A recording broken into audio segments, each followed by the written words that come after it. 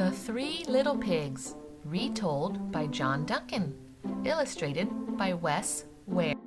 Once there were three little pigs. They set out into the great big forest to look for a nice spot to build homes. The first little pig gathered up straw to build his house. Swish, swash, swish. The second little pig gathered up sticks to build his house. Plickety, plackety, plick. The third little pig gathered up bricks to build his house. Ploppity, cloppity, clop. The first two pigs finished their houses in no time. They said to the third pig, "You're working too hard. Why don't you come play?" But he kept right on building. Clink, clonk, plop, swack. Finally, he was all finished. He relaxed by a warm fire in his safe, strong house.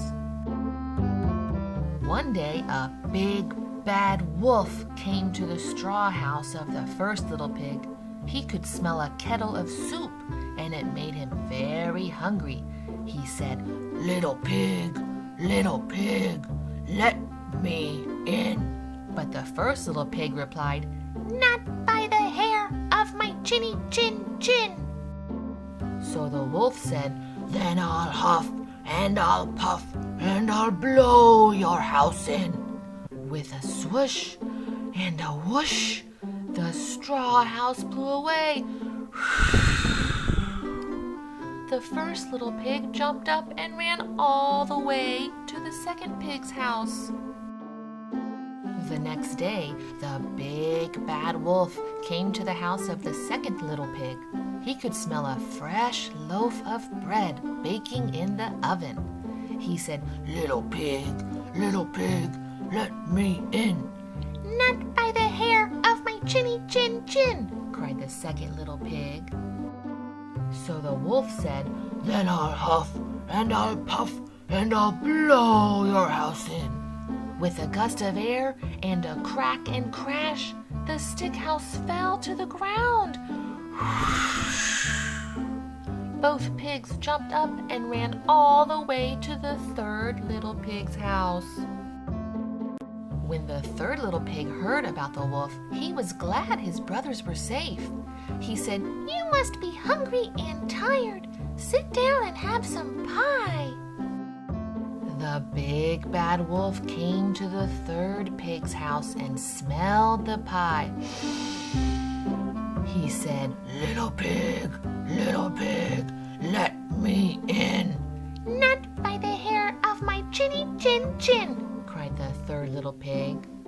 So the wolf said, "Then I'll huff and I'll puff and I'll blow your house in." He puffed and blew with all his might, but the brick house wouldn't fall down. So he gruffed and snuffed and blew again.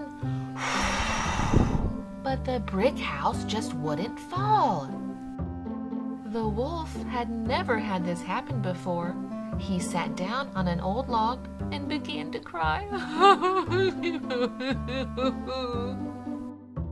The third little pig said, There, Mr. Wolf. You don't have to be so sad. You have a remarkable talent. You can use your talent for better things than blowing down houses." "I have an idea," said the third little pig. "Listen." Outside the woods, they heard the sounds of children laughing and playing. It was the local fair, and everyone was going. The three little pigs and the big, sad wolf all went down to the fair. "Here's a wonderful way to use your talent," said the third little pig. With a huff and a puff, the wolf started blowing up colorful balloons.